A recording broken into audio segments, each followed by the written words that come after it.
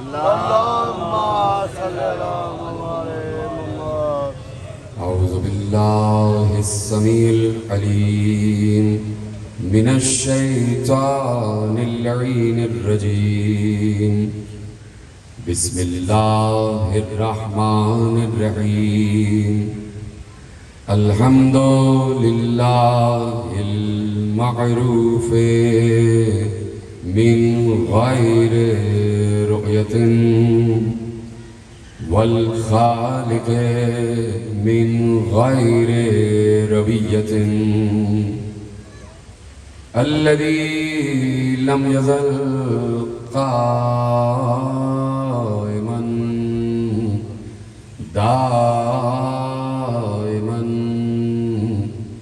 إذ لا سماء ذات أبراج ولا ليل داج ولا بحر ساج ولا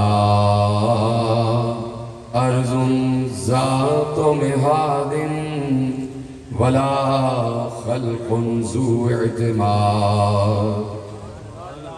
والصلاة والسلام والتحية والإكرام على نبي الرحمة وخازن المغفرة وقائد الخير والبركة ومنقذ العباد من الهلكة سيدنا ومولانا أبي القاسم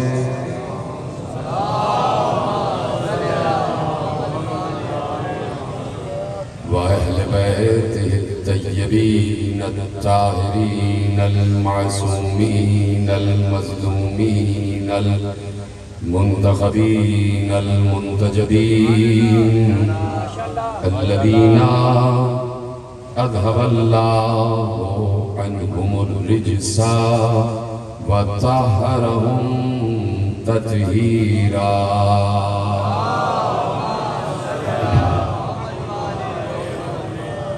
أما بعد فقد قال الله سبحانه وتعالى في محكم كتابه المجيد وفرقانه الحميد وقوله الحق. بسم الله الرحمن الرحيم. الذين ينفقون في السراء والضراء والكاظمين الغيظ والعافين عن الناس والله يحب المحسنين. صلوات على محمد وعلى آله.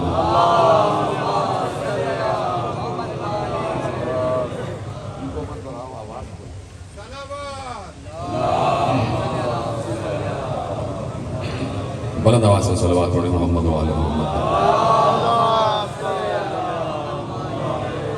1443 ہجری کے عشرہ ماہ اذا کی مرکزی امام بارگاہ دھوبی گھاٹ فیصل آباد میں آج چوتھی مجلس رضا منعقد ہے.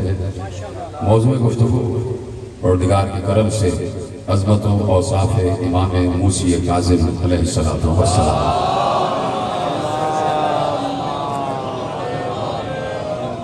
اور مسلسل عرض یہی کیا جا رہا ہے کہ یہ بات ایک لاشعور، بے شعور، کم شعور، ایک کم علم انسان بھی اس بات کو سمجھتا ہے کہ اللہ اپنے بندوں سے رابطہ بغیر وسیلہ نہیں رکھتا.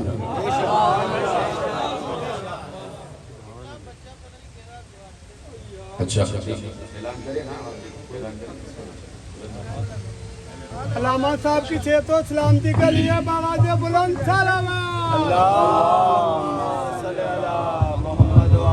خواتین متوجہ ہو، ایک چھوٹا بچہ روتا ہوا ملا ہے امام بارگاہ کی طرف سے. وہ بچہ یہاں سٹیج کے پیچھے موجود ہے. اس نے سیاہ رنگ کی شلوار قمیض پہنی ہوئی ہے. 3 سے 4 سال بچے کی عمر ہے. وہ بچہ یہاں ہمارے پاس سٹیج کے پیچھے موجود ہے. امام بارگاہ کی طرف سے وہ بچہ ہمیں ملا ہے روتا ہوا. وہ سٹیج کے پیچھے اگر کسی کا وہ بچہ ہے تو یہاں سٹیج کے پیچھے سے کریں. ادھر یہ مائک والے کے پاس پہنچا دیں, بتا دیں.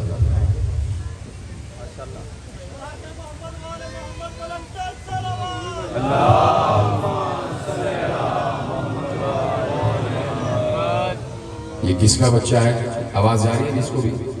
کس کا بچہ ہے جو بچہ اپنے ساتھ لایا اس کے ساتھ نہیں ہے؟ کون ہے وہ شخص؟ فوراً یہاں پر آ گیا. یا اگر خاتون ہے کوئی, اس لیے کہ بچہ رو رہا ہے بہت, اس وقت تک تقریر شروع نہیں ہوگی جب تک اس کے وارث بچے کو نہیں لے جائیں گے. شعور رکھنے والا, ایک کم علم رکھنے والا مسلمان اگر ہے, کیونکہ مسلمان کے لیے ضروری ہے کہ کم از کم شعور تو رکھے, کم از کم علم تو رکھے, کم از کم غور و فکر کی صلاحیت تو رکھے. تو یہ عام مسلمان یہ بات اچھی طرح جانتا ہے کہ اللہ نے کبھی بھی اپنے بندوں سے رابطہ بغیر وسیلہ انبیاء نہیں رکھا. یعنی اللہ کی یہ سنت رہی ہے کہ جب بھی وہ اپنے بندوں سے رابطہ کرنا چاہتا ہے تو براہ راست رابطہ نہیں کرتا, بلکہ انبیاء کے ذریعے رابطہ کرتا ہے. کبھی آدم سے کہتا ہے کہ تم انہیں جا کے بتاؤ کہ لا الہ الا اللہ ہے. کبھی نوح سے کہتا ہے کہ تم انہیں جا کے بتاؤ کہ بت پرستی نہ کریں. کبھی ابراہیم سے کہتا ہے کہ تم اس مخلوق کو جا کے بتاؤ کہ اللہ ہے. کبھی موسیٰ سے کہتا ہے کہ اس مخلوق کو جا کے بتاؤ کہ فرعون خدا نہیں ہے. کبھی عیسیٰ سے کہتا ہے کہ اس مخلوق کو جا کے بتاؤ کہ اللہ کا کوئی بیٹا نہیں ہے.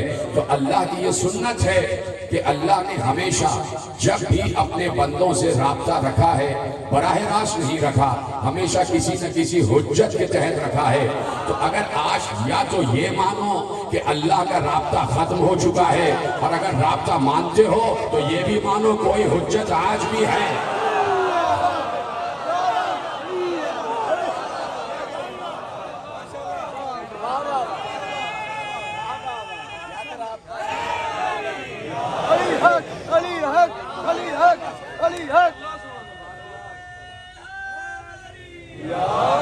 توجہ فرمائی نا آپ نے.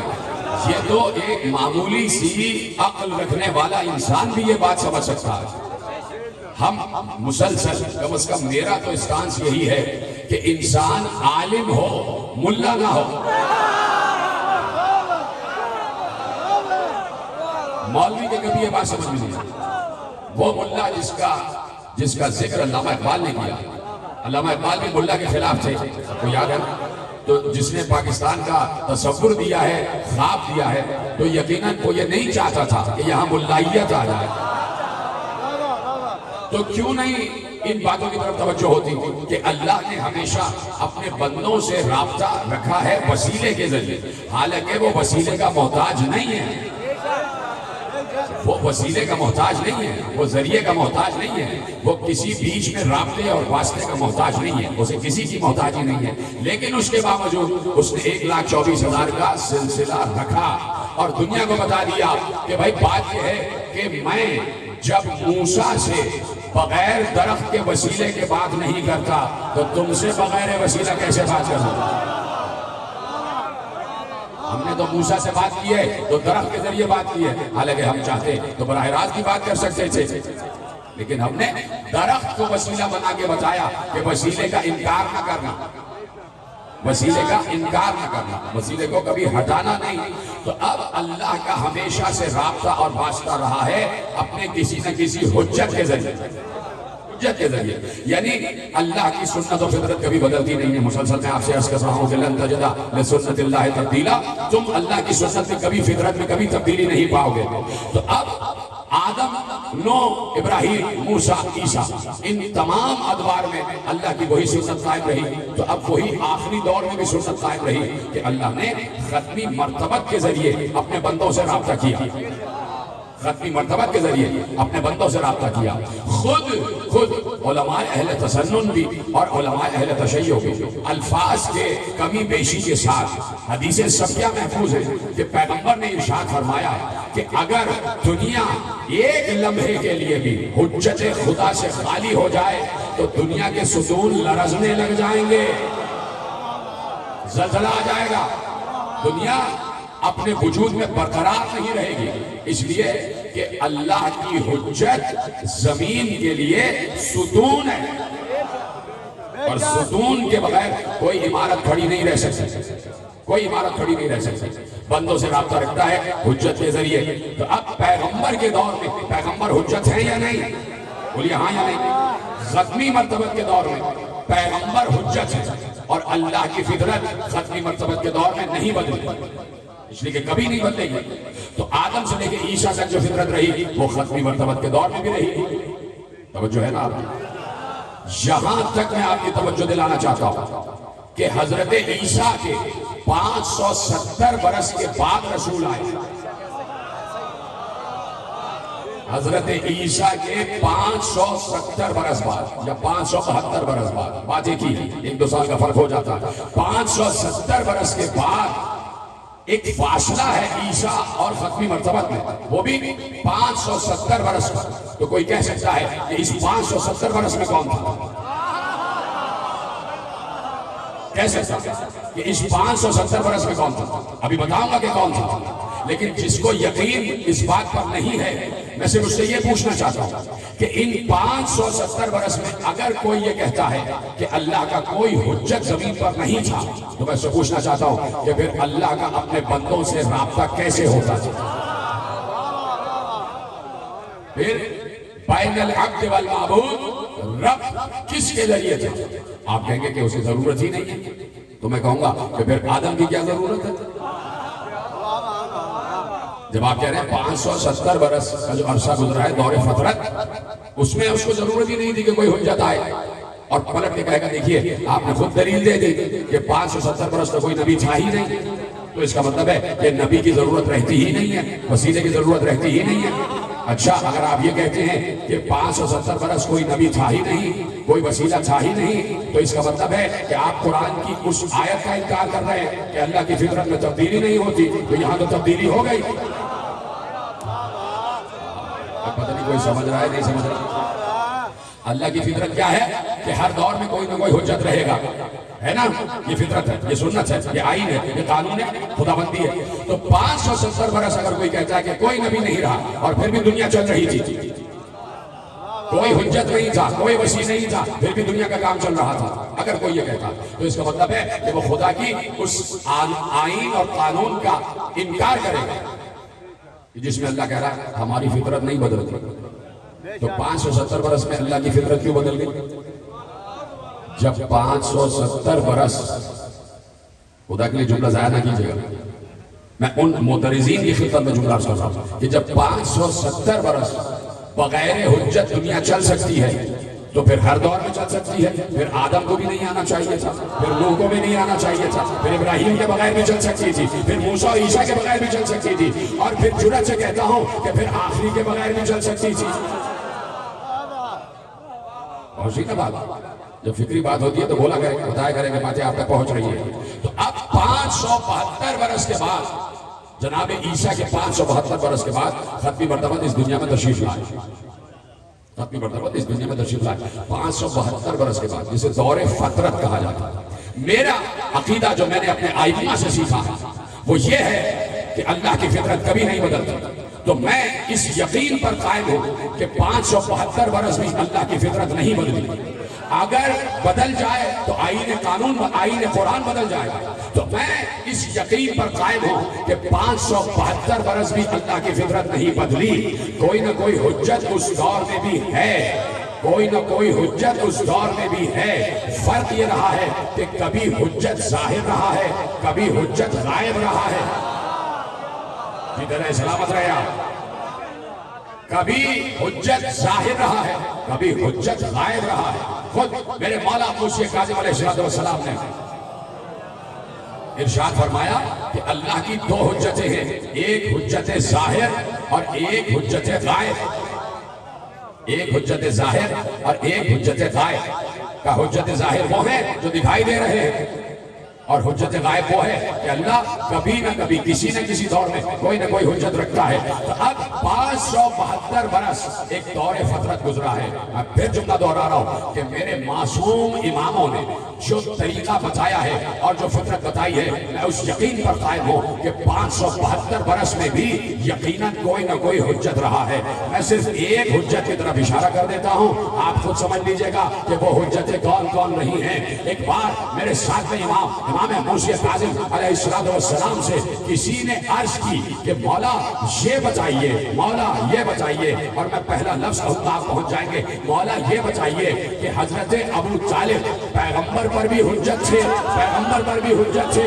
کیا نہیں، پیغمبر پر حجت تو نہیں تھے، پیغمبر پر حجت تو نہیں تھے، کہا پھر کیا تھے؟ کہا وہ عیسیٰ کے اوصیاء میں سے تھے، جب انہوں نے تمام انبیاء کے تبرکات محمد کے حوالے کر دیے، اللہ نے انہیں اپنے پاس بلا لیا۔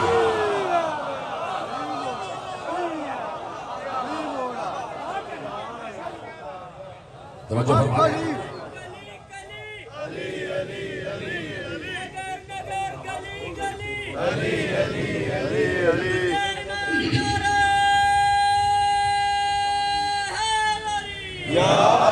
توجہ ہے نا؟ اب صحیح ہے، بالکل ایسے پہلے دن بھی ایسے نہیں۔ تم کو کون کہتا ہے کہ بھئی آواز خراب کرو تاکہ تقریر خراب ہو؟ کون سا عزیز چل رہا ہے؟ صلوات پڑھے محمد وعلی محمد پر۔ میرے طرف متوجہ ہے نا؟ تو اللہ کی فطرت نہیں بدلتی۔ دور رسول میں خود رسول حجت، دور رسول میں خود رسول حجت۔ اب جو تم نے آواز کی ہے مجھے یقین ہے جتنے کیمرے لگے ہوئے، جتنے لوگ لاکھوں لوگ سن رہے ہیں، ان کو لفظ سمجھ ہی میں نہیں آ رہا ہوگا، اس لیے کہ ای کو بہت زیادہ ہو رہا ہے، ٹھیک ہے؟ اب جیسا بھی یہ سن لیجیے گا، ٹھیک ہے؟ میرے ساتھ رہیے گا، اس لیے کہ جب اہم ترین بات ہوتی ہے تو میں اس لیے چاہتا ہوں کہ ذرا سی بھی ڈسٹربنس نہ ہو، کہ میں فکر آپ کے حوالے کر رہا ہوں، کوئی عقیدہ، کوئی نظریہ، کوئی قانون آپ کے حوالے کر رہا ہوں، میری طرف متوجہ رہیے گا، آگے پیچھے دائیں بائیں سب کی طرف دیکھتے رہیے۔ تو اللہ کی فطرت نہیں بدلتی۔ دور رسول میں رسول حجت، بولے ساتھ میرے، بولے بولتے جائیں، دور رسول میں رسول حجت، اور رسول کے ذریعے سے اللہ اپنے بندوں کے اعمال قبول کرتا۔ یہ میں کیوں کہہ رہا ہوں کہ حجت کا وجود ضروری ہے؟ اس لیے کہ وہاں سے جب کچھ یہاں آئے گا تو حجت کے ذریعے آئے گا، اور یہاں سے جب وہاں جائے گا تو حجت کے ذریعے جائے گا۔ آپ چپ ہو گئے؟ جب آپ چپ ہوتے ہیں تو مجھے رکنا پڑتا ہے، اور پھر ذرا سا وقت اور زیادہ صرف ہو جاتا ہے۔ وہاں سے یعنی آسمانوں سے، عرش خداوندی سے، حضور قدرت سے جو بندوں کی طرف آئے گا تو بیچ میں وسیلہ ہے۔ اے آدم، اے نوح، اے موسیٰ، اے عیسیٰ، ابراہیم، اے حجت تم پہنچاؤ، اور یہاں سے بندوں کی طرف سے جو اللہ کی طرف جائے گا وہ بھی اسی وسیلے سے جائے گا، چاہے وہ بندوں کی نماز ہی کیوں نہ ہو، چاہے وہ بندوں کی عبادتیں ہی کیوں نہ ہو، یہ عبادتیں بھی حجت کے ہی ذریعے جاتی ہیں۔ توجہ فرما رہے ہیں؟ ضروری ہے کہ وسیلہ بیچ میں رہے۔ عام انسان تو عام انسان، رسول سے کسی یہودی نے آ کے پوچھا کہ یہ جو آپ کے چاہنے والے کہتے ہیں کہ آپ ہر نبی سے افضل ہیں، تو آپ کو اپنی فضیلت بتائیے۔ پیغمبر نے فضیلت بیان کرنا شروع کی، اور اتنے ذہین مند لوگ بیٹھے ہوئے کہ میں ایک فضیلت بیان کروں گا، آپ ساری فضیلتیں خود بخود جوڑ لیں گے۔ ہے نا تیار؟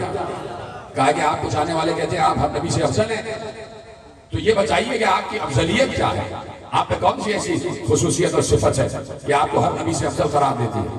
پیغمبر نے مسکرا کے کہا آدم سے عیسیٰ تک سب سے میں افضل۔ کہا کیسے؟ کہا آدم کی توبہ قبول نہ ہوتی اگر میرا اور میرے اہل بیت کا وسیلہ نہ کرتے۔ اب جوڑ لیجئے نا سارے جملے۔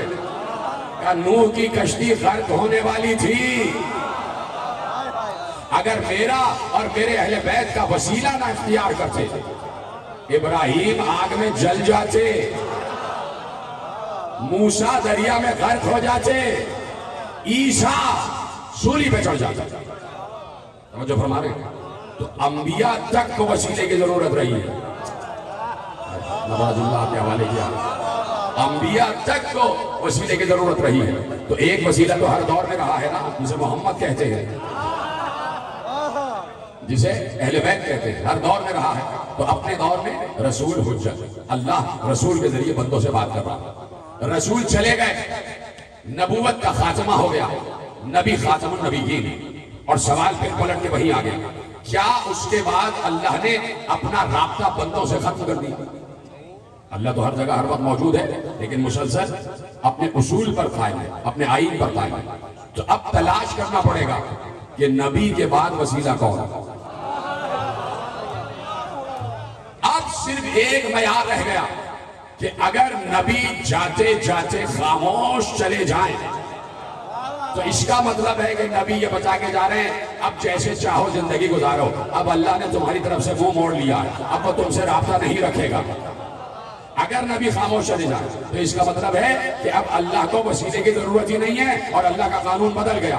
اور اگر نبی جاتے جاتے اپنے 1.25 لاکھ یاروں کی موجودگی میں من کنت مولا فہذا علی المولا،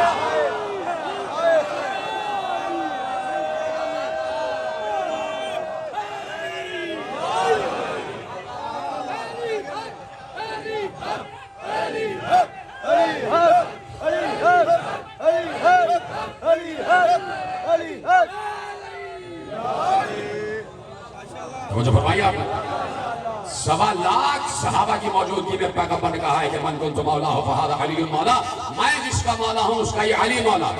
تو اب ذرا سا ترجمے کو تبدیل کر کے آپ کے حوالے کر دوں کہ اب تک میں عبد اور معبود میں وسیلے کا راستے کا واسطہ تھا، اب میرے بعد علی راستہ و واسطہ ہے.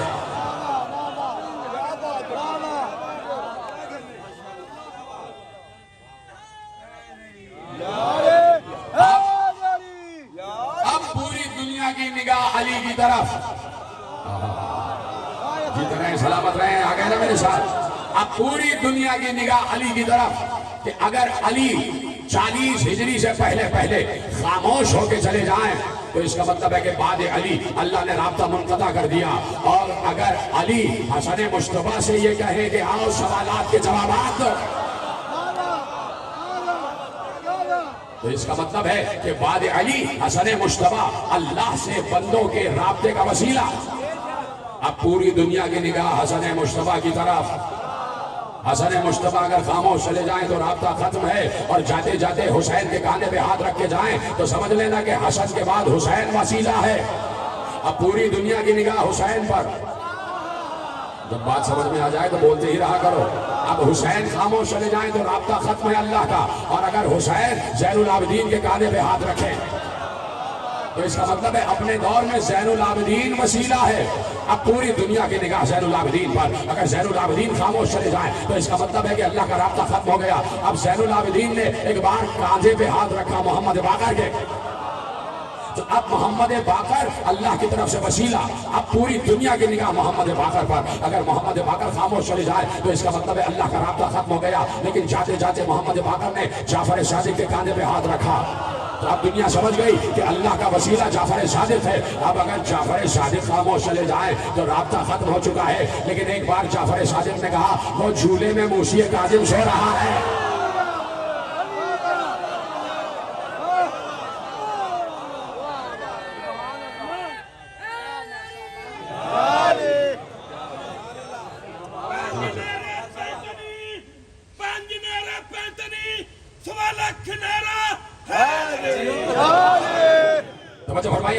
تو اب اپنے دور میں امام کاظم اللہ اور بندے کے رابطے کا وسیلہ. اب وہاں سے کوئی پیغام آئے گا تو اس موسیٰ کے ذریعے، کیا سن رہے ہیں آپ، اور یہاں سے نمازیں جائیں گی تو اس موسیٰ کے ذریعے. بیچ میں وسیلہ ہے یہ حجت جسے اللہ نے حجت قرار دیا. کل تمام تفصیلات اور صاحب امامت بیان کر چکا، سب کو ذہن میں رکھیے گا. تو اب موسیٰ کاظم اپنے دور میں ربط بین العبد والمعبود، عبد و معبود کے درمیان رابطے کا وسیلہ موسیٰ کاظم عبد و معبود میں رابطے کا وسیلہ. صلوات پڑھے محمد و بلند ترین صلوات پڑھے محمد و ایک اور مرتبہ صلوات پڑھے محمد و اور جو ہے بات شروع کی جائے، آگے بڑھائی جائے، وہیں سے گفتگو آگے بڑھے گی اور تیزی سے گزرنا ہے. اور آپ کو ساتھ میرا تیزی سے دینا ہے، جتنی تیزی سے میں بول رہا ہوں اتنی تیزی سے آپ وہاں بتاتے جائیں کہ جملے آپ تک پہنچ رہے ہیں. اپنے دور میں موسیٰ کاظم ربط بین العبد والمعبود کا وسیلہ. یہاں سے جو جائے گا موسیٰ کاظم کے ذریعے جائے گا، وہاں سے جو آئے گا موسیٰ کاظم کے ذریعے آئے گا. بہت بڑا نام ہے عالم اہل سنت کا اور بہت بڑے عالم اہل سنت ہیں جار اللہ زمخشری، ان کی کتاب ربیع الابرار، یہ بہت بڑا حوالہ ہے، میں کہہ رہا ہوں جب بہت بڑا حوالہ ہے تو بہت بڑا حوالہ ہے، جا کے کسی سے بھی پوچھئے گا، جار اللہ زمخشری کتاب ہے ربیع الابرار، اس میں پیغمبر کی ایک حدیث انہوں نے لکھی ہے، اجازت ہے کہ حدیث پیش کی جائے؟ جیسے پیش کی جائے گی ویسے ہی سنیں گے۔ ایک بار پیغمبر نے اصحاب کو مخاطب کر کے کہا، بار بار جب کہتا ہوں اصحاب کو مخاطب کر کے کہا تو جملے کی فورس پر غور کیا کریں، اس لیے کہ ہم میں سے کوئی وہاں موجود نہیں تھا۔ پیغمبر نے اپنے دوستوں کو، اپنے چاہنے والوں کو، شمع رسالت کے پروانوں کو، اصحاب کرام کو مخاطب کر کے کہا، اور کیا مخاطب کر کے کہا؟ مخاطب کر کے کہا، کسی 5 کا تذکرہ کر رہے تھے تو مخاطب کر کے کہا ہؤلاء الذین امر اللہ بمودتہم، یہ وہ لوگ ہیں کہ جن کی مودت کا اللہ نے حکم دیا ہے۔ اصحاب وطن گوش ہو گئے، کن لوگوں کے بارے میں بات کر رہے ہیں؟ دوبارہ حدیث دوہرا رہا ہوں، ہؤلاء الذین امر اللہ بمودتہم، یہ وہ لوگ ہیں جن کی مودت کا اللہ نے حکم دیا ہے۔ کون کون؟ کہا فاطمہ و علی والحسن والحسین، فاطمہ، علی، حسن، حسین۔ آگے بڑی حدیث، کہا فاطمہ بہجت قلبی و علی قرۃ عینی والحسن والحسین ثمرۃ فؤادی، کہا فاطمہ میرا ٹکڑا ہے، علی میری آنکھوں کی ٹھنڈک ہے، حسن اور حسین نبوت کے درخت کا پھل ہیں۔ اصحاب کے سامنے پیغمبر گفتگو کر رہے ہیں اور حدیث ابھی کامل نہیں ہوئی، حدیث آگے بڑھ رہی ہے، آگے حدیث بڑھی، کہا والائمۃ من صلب الحسین امناء ربی وحبلہ الممدود بین الناس وبین ربی۔ سنیں گے ترجمہ؟ کہا اور حسین کی صلب میں آنے والے 9 امام اللہ کے پیغام کے امانت دار ہیں، اللہ کے پیغام کے امانت دار ہیں۔ اور اب وہ جملہ جو جار اللہ زمخشری نے ربیع الابرار میں لکھا، جس کے لیے زحمت دی، کہا کہ والائمۃ من صلب الحسین امناء ربی، ہاں حسین کی نسل میں آنے والے 9 امام اللہ کے تمام پیغامات کے امانت دار ہیں۔ وحبلہ الممدود، وحبلہ الممدود، وحبلہ الممدود قرآن کی آیت ہے، واعتصموا بحبل، روکا ہے میں نے، جملہ روکا ہے، واعتصموا بحبل اللہ جمیعا ولا تفرقوا، واعتصموا بحبل اللہ جمیعا، بحبل اللہ جمیعا ولا تفرقوا، کہا اللہ کی رسی کو مضبوطی سے تھامو، اور اگر اللہ کی رسی کو مضبوطی سے تھام لیا تو تم فرقوں میں نہیں بٹو گے، یعنی فرقوں میں تقسیم نہ ہونے کا سب سے بڑا طریقہ یہ ہے کہ اللہ کی رسی کو تھام لو، جب اللہ کی رسی کو تھامو گے تو فرقوں میں نہیں بٹو گے۔ اب پیغمبر اصحاب سے مخاطب ہو کے کہہ رہے ہیں والائمۃ من صلب الحسین امناء ربی، حسین کی نسل میں آنے والے 9 امام اللہ کے پیغام کے امانت دار ہیں، وحبلہ الممدود، اور یہ سارے کے سارے امام اللہ کی مضبوط رسی ہے، اللہ کی مضبوط رسی ہے، وحبلہ الممدود، یہ اللہ کی مضبوط رسی ہے۔ اور اللہ کیا کہہ رہا ہے؟ اگر تم نے رسی کو مضبوطی سے تھاما تو تم فرقوں میں نہیں بچو گے، فرقوں میں بٹے ہوئے ہو اس لیے کہ ان کا دامن چھوڑ چکے ہو، ان کا دامن نہیں پکڑا ہے۔ حبلہ الممدود اللہ کی بڑی مضبوط رسی ہے۔ اور اب جملہ آگے بڑھا، کہا یہی 12 امام اللہ اور انسانوں کے درمیان ربط ہیں اور وسیلہ ہیں، ربط ہیں اور وسیلہ ہیں۔ حدیث آگے بڑھی، کہا کہ ومن تمسک بہ نجا، جو ان سے متمسک رہا اسی نے نجات پائی، اسی نے نجات پائی۔ ومن تخلف عنہم، اور جس نے ان کو چھوڑ دیا، کوئی اور راستہ پکڑ لیا، جملہ ذرا سا میں اپنے حوالے سے آپ کے حوالے کر رہا ہوں، جس نے ان کو چھوڑا اور دوسرا راستہ اپنایا، اللہ کہے گا جاؤ جہنم کے راستے پر، اللہ کہے گا جاؤ جہنم کے راستے پر۔ تو اب اتنی بڑی حدیث، اتنی حجت حدیث، پیغمبر کی حدیث جار اللہ زمخشری نے ربیع الابرار میں تحریر فرما دی اور محفوظ فرما دی۔ ایک بار ایک سائل آیا، دروازہ زہرا پر آ گیا اور اس نے باہر سے سوال کیا کہ میں یہ پوچھنا چاہتا ہوں کہ کیا پیغمبر اپنے دور میں اپنے بعد آنے والے کا اعلان کر کے گئے تھے؟ پیغمبر کی بیٹی نے کہا کہ جا کے محمود بن لبید کوفی سے ہماری طرف سے جواب دو کہ واعجبا انا سیتم یوم غدیر، کیا عجیب بات ہے، کیا یہ یوم غدیر کو بھول گیا؟ تو اس نے کہا کہ غدیر سے پہلے کیا کوئی واضح الفاظ میں پیغمبر نے اعلان کیا تھا؟ تو دختر رسول نے کہا جاؤ اس کو بتاؤ یہی مسجد نبوی تھی، یہی سامنے جو ممبر ہے وہی ممبر تھا، اسی ممبر کے عرش پر عرش والا میرا بابا بیٹھا ہوا تھا،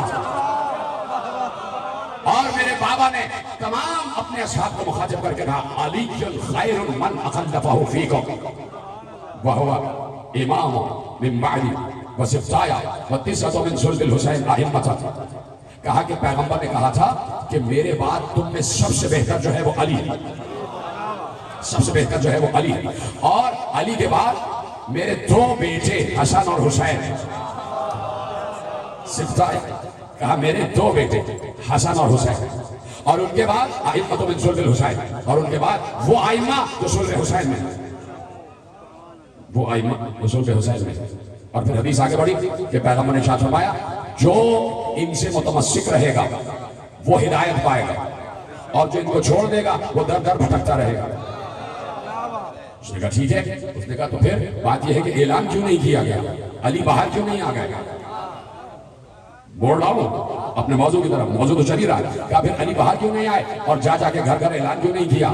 تو ایک بار زہرا نے بڑا عجیب فلسفہ دیا، کہا جا کے اس سے کہو مثل الامام مثل الکعبہ استؤتی ولا تاتی، امام کی مثال کعبے کی طرح ہے، سب کو کعبے کی طرف آنا ہوتا ہے، کعبہ کہیں نہیں جاتا۔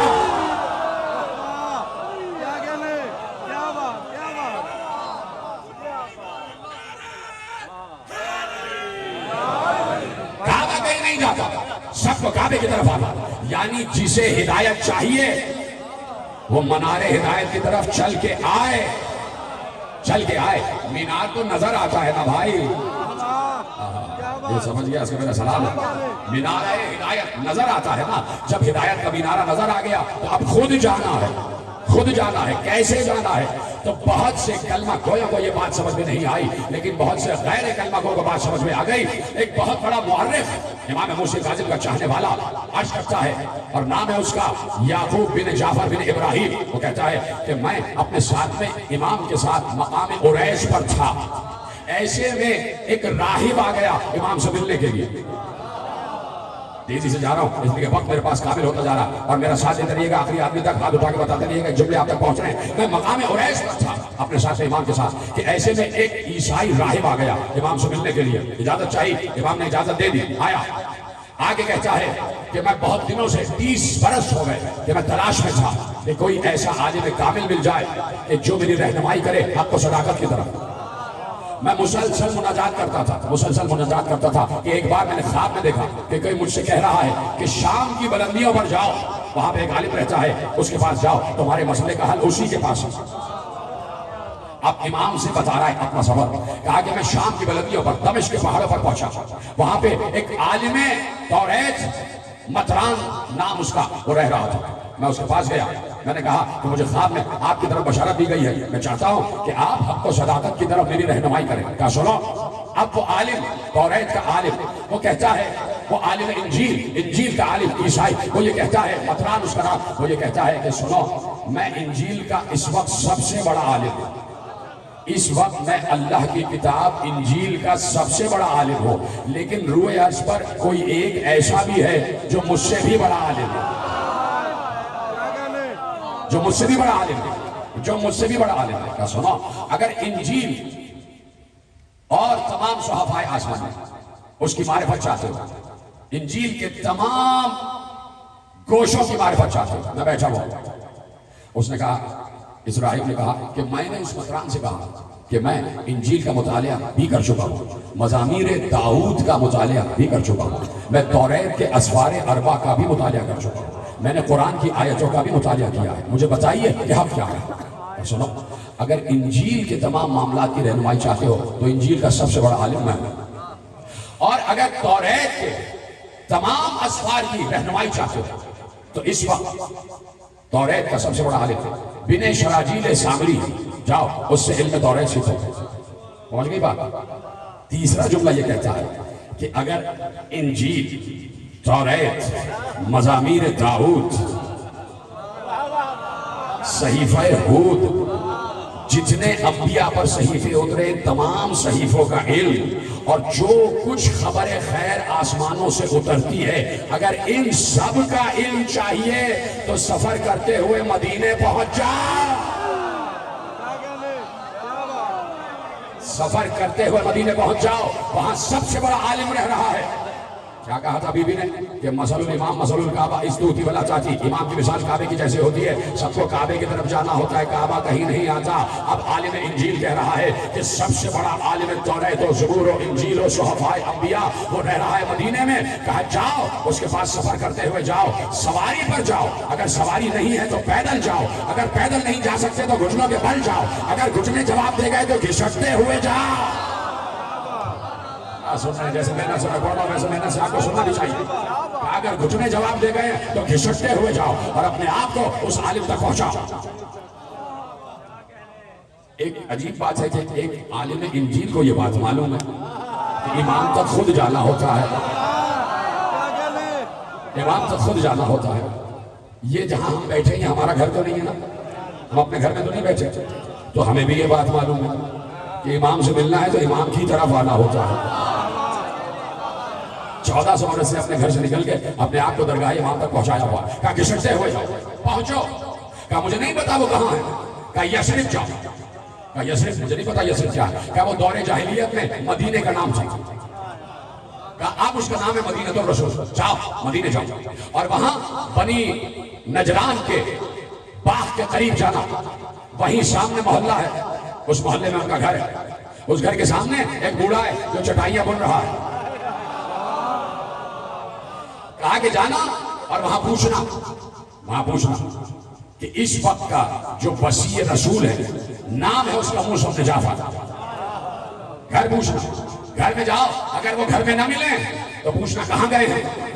وہ سفر پر گئے ہوں گے لیکن بڑے مختصر سفر پر گئے ہوں گے. تم ٹھہرنا نہیں، جہاں وہ ہو وہاں اپنے کو پہنچانا. کیا سن رہے ہیں میرا ساتھ دے جائیں. کہا جہاں وہ ہو وہاں تم پہنچ جانا اور پہنچنے کے بعد میرا سلام کہنا اور کہنا شام کی بلندیوں پر ایک عالم بہت عرصے سے رہ رہا ہے اور اس کی خواہش یہ ہے کہ وہ آپ کی خدمت میں حاضر ہو، آپ کے دست ادب پر، آپ کے دست تقدس پر، آپ کے دست طہارت پر لا الہ الا اللہ محمد رسول اللہ پڑھے. کا اس نے باریابی ہوگا تو میں یہاں سے سفر خود بخود کرتا چلا جاؤں. روایت میں لکھا، دیکھیے راوی عجیب ہوتا، راوی نہ صرف یہ کہ الفاظ کو محفوظ کرتا ہے بلکہ حرکات و سکنات کو بھی محفوظ کرتا ہے. راوی نے کہا یہ راہب جب امام سے یہ پورا سفر بیان کر رہا تھا تو اس کے ہاتھ میں عصا تھا اور عصا پر اپنے چہرے کو ایسے رکھا ہوا تھا. بوڑھا ہے نا، عصا سے اپنے چہرے کو ٹھکایا ہوا ہے اور امام سے باتیں کر رہا. جب سفر تمام ہوا، گفتگو تمام ہوئی تو کہا کہ اجازت ہے کہ بیٹھ جاؤں. کہا بیٹھ جاؤ. کہا ہاتھ ایسے رکھ کے بیٹھنا چاہتا ہوں. کہا یہ ہمارا طریقہ نہیں ہے. کہا نہیں، ہاتھ باندھ کے نہیں بیٹھ سکتے، ہاتھ باندھ کے نہیں بیٹھ. دیکھیے آئمہ کا طریقہ یہ رہا ہے کہ آئمہ نے کبھی اپنے گھٹنے چھونے نہیں دیے، اپنے پاؤں کو ہاتھ نہیں لگانے دیے. جب آئمہ بیٹھتے ہیں تو پاؤں پھیلا کے کبھی نہیں بیٹھے. یہ پیری مریدی کا چکر آئمہ نے نہیں چلایا.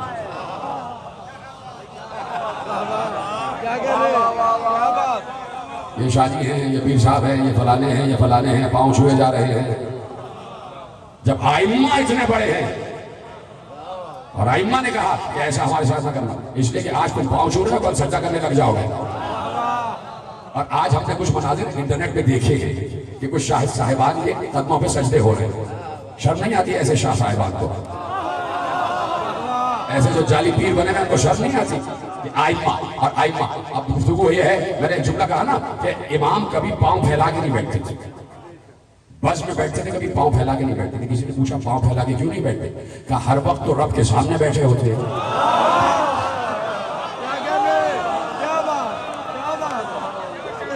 کہا یہ ہے، اس طرح رب کو محسوس کرو، اس طرح رب کو محسوس کرو. اس وقت بھی تو اللہ ہمارے ساتھ ہے. تو جس وقت کوئی شاہ صاحب اپنے پاؤں چھوا رہے ہوتے ہیں تو کیا اللہ ان کو نہیں دیکھ رہا ہوتا؟ توجہ فرمائی آپ نے. تو کہا نہیں بیٹھ جاؤ اور ہاتھوں کو ہٹا لو، ہاتھ نہیں باندھو. اس نے کہا کہ میرے استاد نے جہاں سے میں آ رہا ہوں اس کے پیغام کا آپ نے جواب نہیں دیا. اس نے سلام بھیجا ہے. کہا اگر اللہ نے اس کی ہدایت کر دی ہے تو اس پر سلام. اللہ نے اگر اس کی ہدایت کر دی ہے تو اس پر سلام. بات چیت شروع ہو گئی. کہا کہ تم اپنے دور کے عالم ہو, تم صحفائے انبیاء کا علم رکھتے ہو. کہا جی کما حق ہو, تھوڑا بہت. یہی حقیقت ہے, عالم کے سامنے جہل کا اعتراف کرنا ہی سب سے بڑا علم ہے. عالم کے سامنے اپنی لا علمی کا اعتراف کرنا ہی علم ہے. تو کہا اچھا یہ بتاؤ کہ جناب مریم کی والدہ کا کیا نام تھا؟ عالم توریت سے, عالم انجیل سے پوچھا جا رہا ہے کہ حضرت مریم کی والدہ کا کیا نام تھا, اور یہ بھی بتا دو کہ جناب مریم کے وجود میں روح عیسیٰ کس دن پھونکی گئی؟ کیا ختم کر دوں بات؟ میں مسلسل کہہ رہا ہوں کہ میرا موضوع ساتویں امام ہے, اور اس وقت یہ تصور کرو کہ ساتویں امام کے دور ہی میں رہ رہے ہیں. تھوڑا سا یہ تصور کر لو کہ ہر دور کا ہادی ہر دور کا محمد ہی ہوتا ہے. تو سمجھ لو کہ اس دور کے محمد نہیں, اس دور کے محمد کے دور میں جی رہے ہیں. تو اب کیسے ان کا ذکر سننا یہ تم جانا اور تمہاری مودت و معرفت جانے. کہا کہ کس دن وجود مریم میں روح عیسیٰ پھونکی گئی اور کس دن عیسیٰ کی ولادت ہوئی؟ اس نے سر جھکا کے کہا میں نہیں جانتا. یہیں سے اس نے اعلان کر دیا کہ میں نہیں جانتا کا مطلب یہ ہے کہ میں حجت نہیں ہوں. سلامت رہیں آپ. جو یہ کہہ دیتا ہے کہ میں حجت نہیں ہوں, جو یہ کہہ دیتا ہے کہ میں نہیں جانتا, وہ یہ کہہ دیتا ہے کہ میں حجت نہیں ہوں. اور جب وہ یہ کہتا ہے کہ میں حجت نہیں ہوں تو اس کا مطلب ہے کہ وہ اعتراف کرتا ہے کہ میں سربراہی کے بھی قابل نہیں ہوں. تو اس نے تو ایک مرتبہ کہا کہ میں نہیں جانتا, کسی نے تو 70 مرتبہ کہا تھا کہ اگر علی نہ ہوتے. ٹھیک ہے, تو اس نے اعلان کر دیا کہ میں حجت نہیں ہوں, اس لیے کہ میں نہیں جانتا. آپ ارشاد فرمائیے. کہا کہ جناب مریم سلام اللہ علیہا کی والدہ کا نام مرسا تھا. مرسا سریانی میں مرسا, اور اس کا ترجمہ عربی میں وہیبہ. امام کہہ رہے ہیں ترجمہ عربی میں وہیبہ. میں اپنے آپ کے لیے کہہ رہا ہوں کہ اگر میں وہاں بیٹھا ہوا ہوتا دست ادب جوڑ کر, تو جب امام یہ جواب دے رہے ہوتے تو میں خاموش نہ رہتا جیسے آپ خاموش ہو گئے. کہا کہ مریم کی والدہ کا نام مرسا, جس کا عربی میں ترجمہ وہیبہ. اور سنو, جب مریم کے وجود میں روح عیسیٰ پھونکی گئی وہ جمعے کا دن تھا. جبرائیل نازل ہوئے جمعے کے دن, اور اللہ کے نبی نے اس لیے جمعے کو عید کا دن قرار دیا کہ اس دن آسمانوں سے روح اتری. یعنی جس دن آسمان سے روح اترے وہ دن عید کا دن ہوتا ہے. تبھی 3 شعبان بھی عید ہے, 15 رمضان بھی عید ہے. سمجھو فرمائی, کہا وہ دن عید کا دن ہے. اور جناب مریم کا بیٹا عیسیٰ منگل کے دن پیدا ہوا. جمعہ روح ہو گئی, ہفتہ اتوار پیر 3 دن بعد کا منگل کے دن عیسیٰ کی ولادت ہوئی, جب 4.5 پہر دن کا چڑھ چکا تھا. جب دن یہ 4.5 پہر چڑھ چکے تھے, زوال کے بعد جناب عیسیٰ کی ولادت ہوئی. اور بتا کیا تجھے یہ معلوم ہے کہ عیسیٰ کی ولادت کس جگہ ہوئی؟ کہا مجھے نہیں معلوم. کہا فرات کے کنارے. کہا فرات کے کنارے. اسی لیے شط فرات کو ناصریہ بھی کہا جاتا ہے. اسی ناصریہ کی وجہ سے عیسائی نصرانی کہلاتے ہیں کہ وہاں پر جناب عیسیٰ کی ولادت ہوئی. کہا کہ فرات کے کنارے عیسیٰ کی ولادت ہوئی.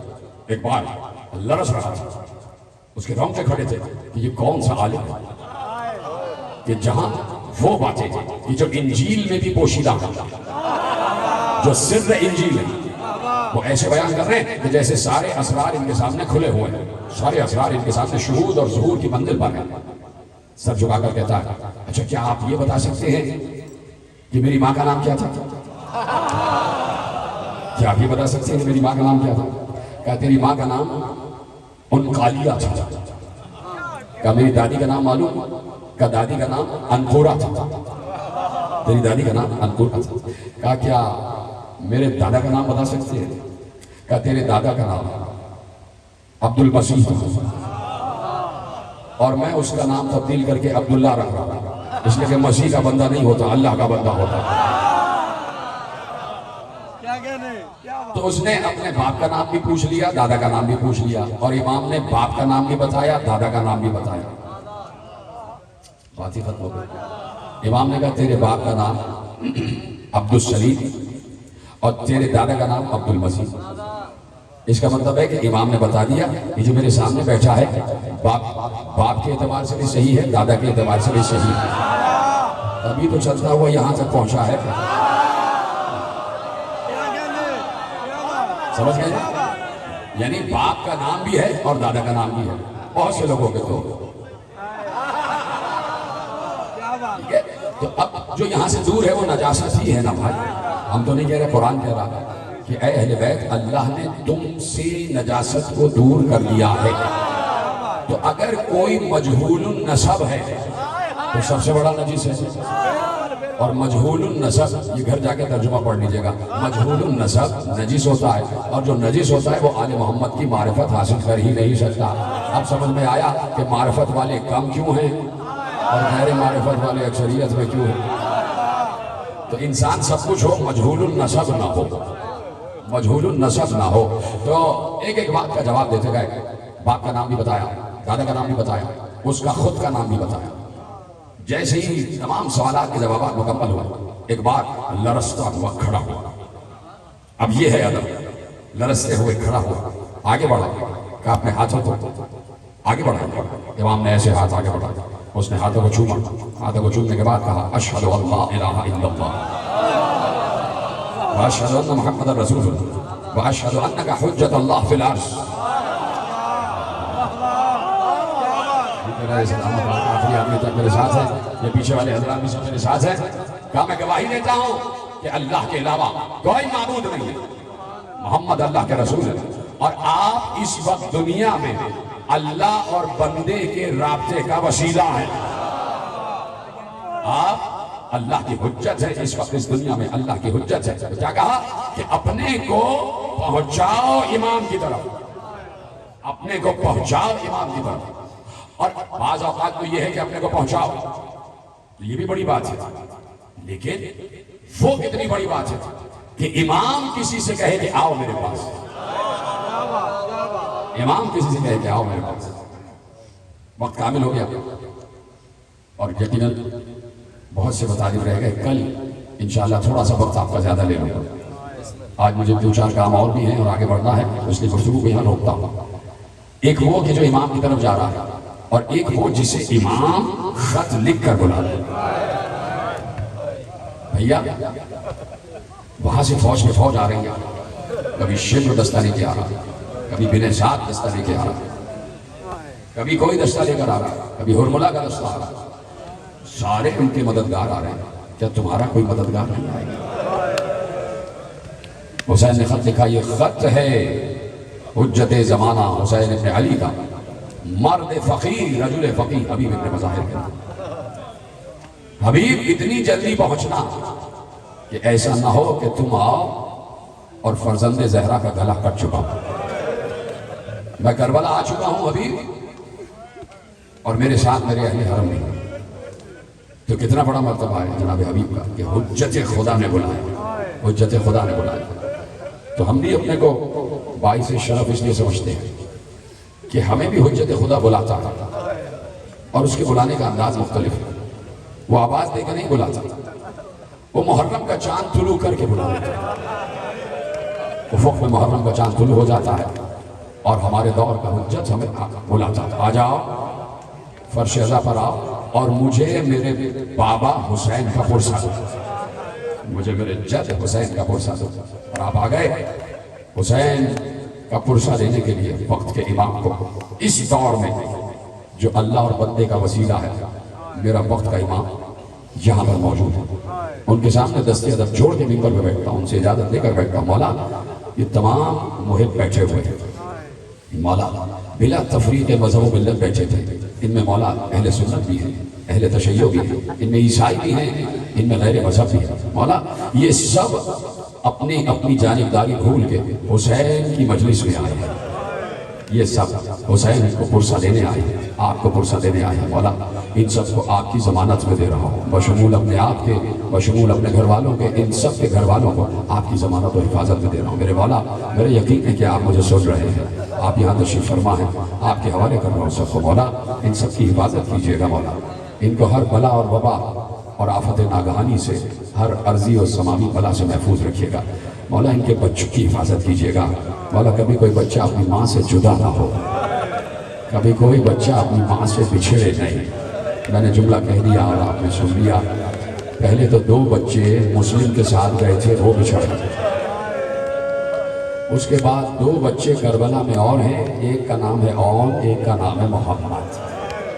9 اور 10 برس کے 2 بچے، 2 تلے اوپر کے بھائی، ایک بڑا ایک چھوٹا۔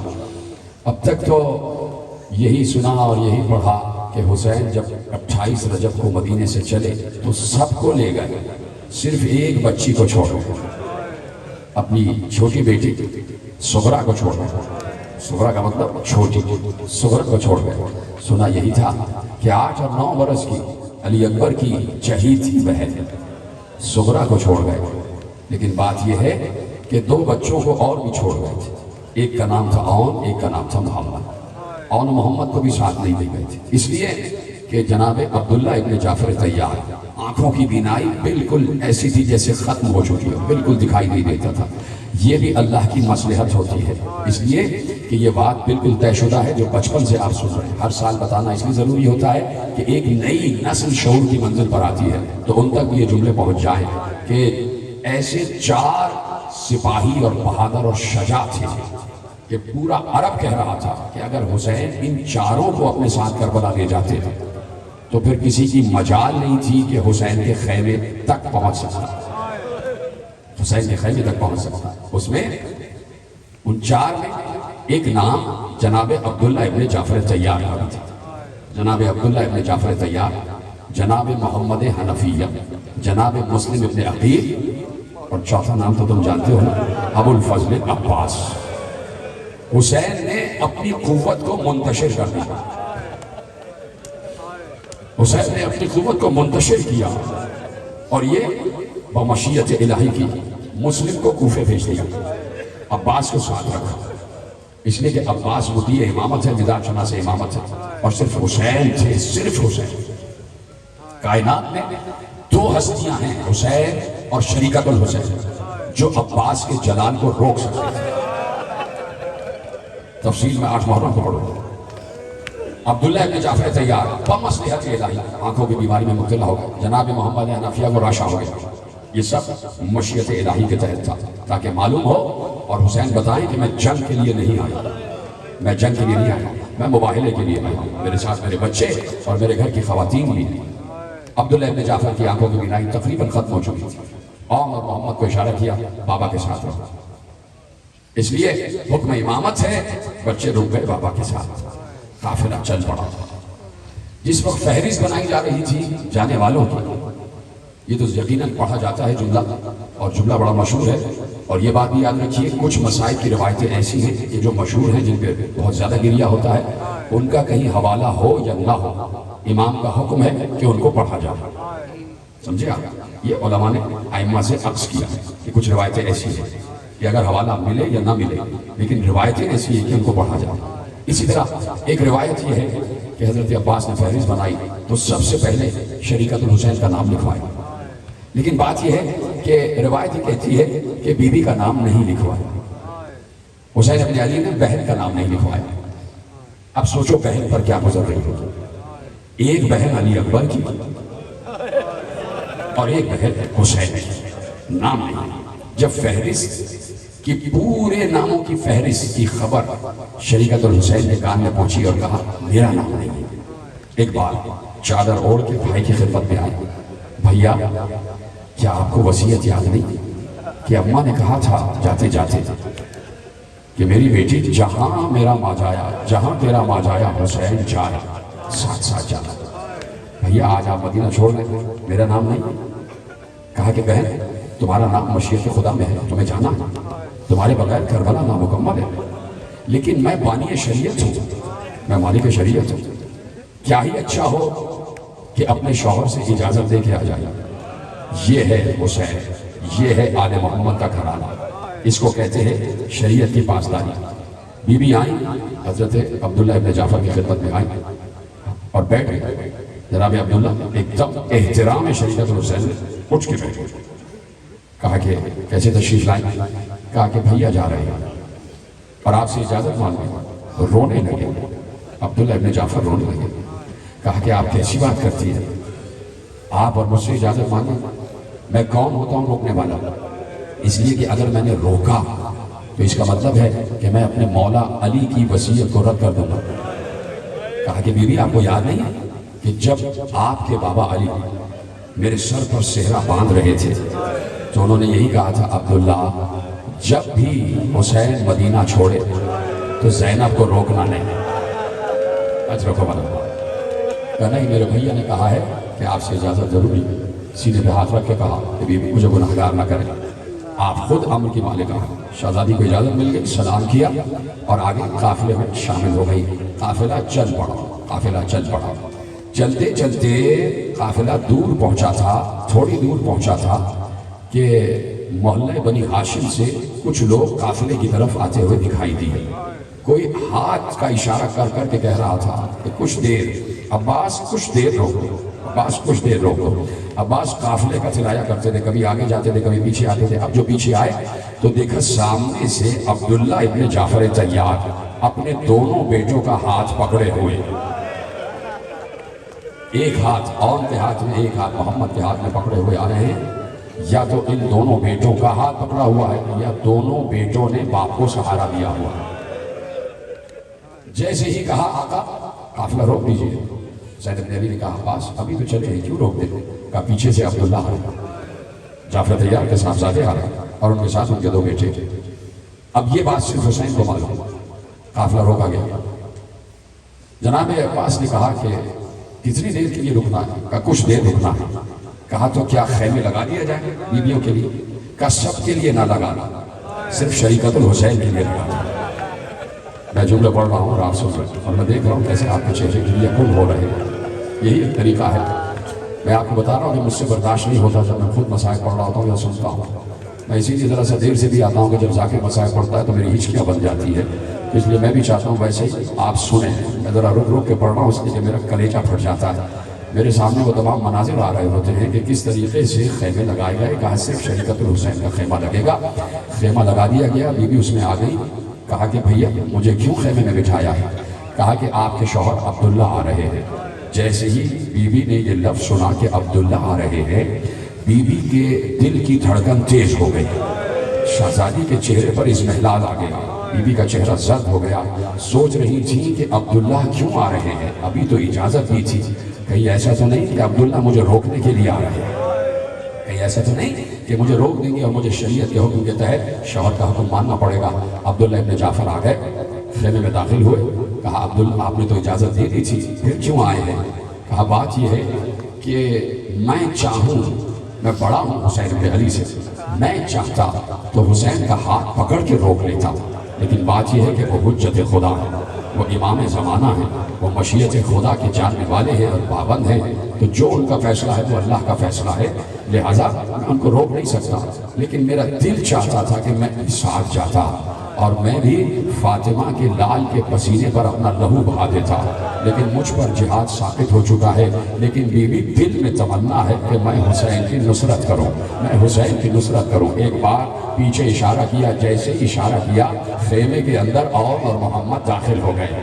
عبداللہ ابن جعفر نے اون اور محمد کا ہاتھ پکڑا، آپ کی آواز بلند ہو جائے، اون اور محمد کا ہاتھ پکڑ کر کہا کہ بی بی عاشورے کے دن جب میرے امام میرے بھائی حسین پر خطرے کا وقت آ جائے، جب اس کی جان پہ بن جائے، تو اون کو میری طرف سے اور محمد کو اپنی طرف سے، اون کو میری طرف سے اور محمد کو اپنی طرف سے قربان کر دیجیے گا۔ خدا کی قسم روایت کہتی ہے کہ شہزادی نے چیخ مار کر گریہ کیا اور ایک بار شکریہ کی نظر سے عبداللہ ابن جعفر کو دیکھ کر کہا، ابن جعفر طیار تم نے مجھے خوش کر دیا، اے عبداللہ آپ نے مجھے خوش کر دیا، آپ نے میری ماں زہرا کو خوش کر دیا، مجھے سرخرو کر دیا۔ میں سوچ رہی تھی ہر بیوی اپنی قربانی لے کر جا رہی ہے، زینب کی کیا قربانیاں ہوں گی؟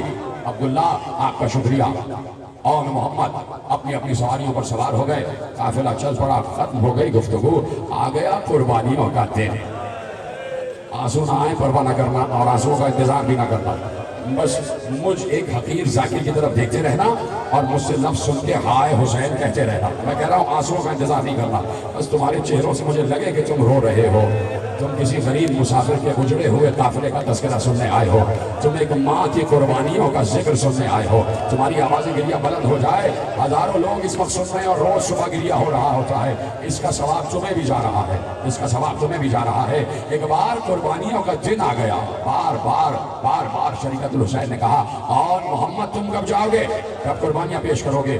بس لپٹ کے ماں سے کہنے لگے اماں بار جاتے ہیں اور بار ماموں اپنے سینے سے لگا کر کہتے ہیں میری بہن کی یادگار ہو, عبداللہ ابن جعفر کی یادگار ہو. کیسے جانے دو؟ جب بہت دیر ہو گئی اجازت نہ ملی تو زینب نے سر پر چادر سنبھالی اور محمد کا ہاتھ پکڑ کے اس خیمے میں آئیں جہاں حسین بیٹھے ہوئے تھے. چونکہ چادر زہرا کا واسطہ ہے اب جو جملہ کہنے جا رہا ہوں کوئی آدمی خاموش نہ رہے, اور اگر ہاتھوں میں قوت ہے تو سینے پہ ہاتھ مار کے یہ جملہ سن لینا کہ اس خیمے میں اپنے دونوں بیٹوں کا ہاتھ پکڑ کے داخل ہوئی جہاں حسین خیمے کی زمین پر بیٹھے ہوئے تھے. جیسے ہی داخل ہوئی تو اب حسین سے کچھ نہیں کہا, دونوں بچوں کا ہاتھ پکڑ کے حسین کا طواف کرنا شروع کیا. ہاں ماتم کرو. حسین کا چکر لگانا شروع کیا. 1 2 3 7 چکر لگائے اور بار حسین ایسے دیکھ کر کہتے تھے زینب کیا کر رہی ہے, بہن کیا کر رہی ہو؟ جب 7واں طواف مکمل ہوا تو زینب نے رک کر کہا بھیا میں نے اماں سے سنا تھا جب کوئی مصیبت آتی ہے تو صدقہ دیا جاتا ہے, مصیبت رد ہو جاتی ہے. بھیا تم پر آج مصیبت کا دن ہے, میں نے آل محمد کو تم پر سے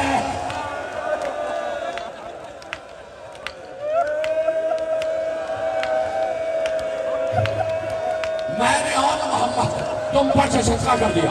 اور بھیا سننا جملہ سننا نوجوانوں, تمہارے تو ہاتھ میں قوت ہے نا, تمہیں چادر زہرا کا واسطہ سینے پہ ایسے ہاتھ مارو کہ آواز آئے, ماتم کی آواز آئے, ماتم کی آواز آئے. آج اس لیے کہتا ہوں نا کہ شریعت الحسین کے بچوں کا تذکرہ, اس لیے کہہ رہا ہوں کہ رو, اس لیے کہہ رہا ہوں رو. کیوں کہہ رہا ہوں پتہ ہے؟ اس لیے کہ زینب اپنے بچوں کے لاشوں پر نہیں روئی. کیا گریہ کر رہے ہو, کیا گریہ کر رہے ہو؟ جتنے حضرات بیٹھے, یہ جتنی پس پردہ خواتین میری مائیں بہنیں بیٹھی, خدا تمہارے سہاگ کو تمہارے بچوں کو سلامت رکھے.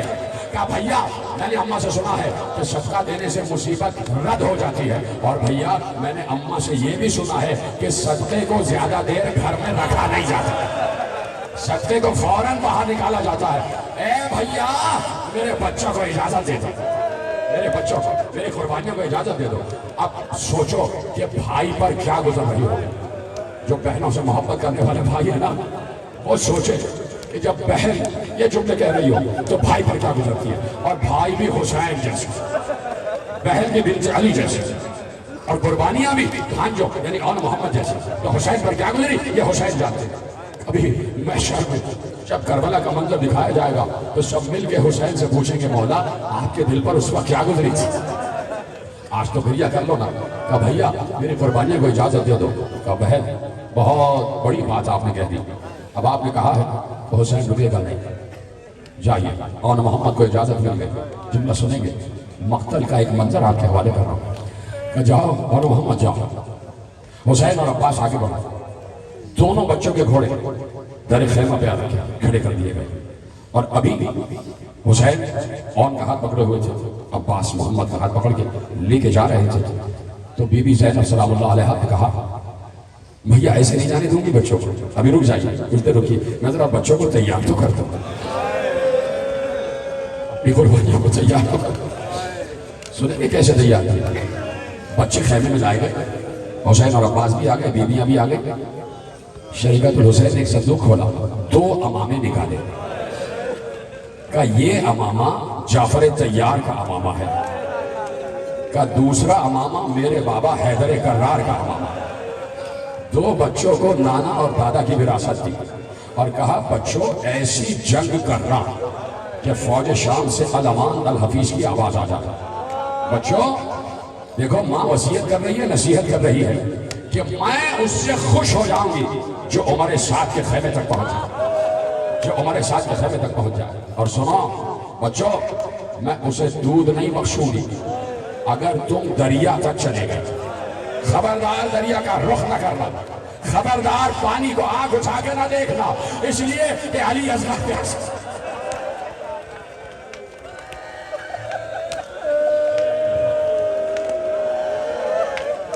اس لیے کہ سکینہ پیاسی. بچوں پانی کی طرف نگاہ اٹھا کے نہ دیکھنا. ماں کو جھک کر سلام کیا, بچوں نے دست ادب جوڑ دیا, جھک جھک کے سلام کیا. اب جیسے آپ کہہ رہی ہیں ویسا ہوگا. اما جانے تو دیجئے, جانے تو دیجئے. میدان جنگ میں جعفر طیار اور حیدر کرار کی یاد دلا دیں, جنگ موتا اور جنگ خیبر کی یاد دلا دیں. سلام کیا, دو بھائیوں نے دو بھائیوں کو سوار کرا. چلے اور محمد چھوٹے چھوٹے نیمچے ہاتھ میں ہیں. کچھ فوج یزید کے سپاہی کہتے ہیں اب یہ جو دونوں بچے میدان جنگ میں در آئے تو دھستے چلے جا رہے تھے, آگے بڑھتے چلے جا رہے تھے. لاکھوں کو کاٹا. جب کہا جائے تو یقین کرو کہ لاکھوں کو کاٹا, اس لیے کہ دونوں کی رگوں میں جعفر طیار اور حیدر کرار کا خون تھا. زینب راتوں کو وصیت نہیں, لوری جو سناتی تھی نا بچوں کو, جو لوری سناتی تھی, کبھی موتا کے قصے سناتی تھی, کبھی خیبر و خندق کے قصے سناتی تھی. اور اس دن کے لیے زینب نے بچوں کو تیار کیا تھا کہ جب بھائی کے وقت آئے تو ایسی یادگار جنگ کرنا کہ قیامت تک یادگار رہ جاؤ. وہ کہتا ہے کہ بچے قابو میں نہیں آ رہے تھے.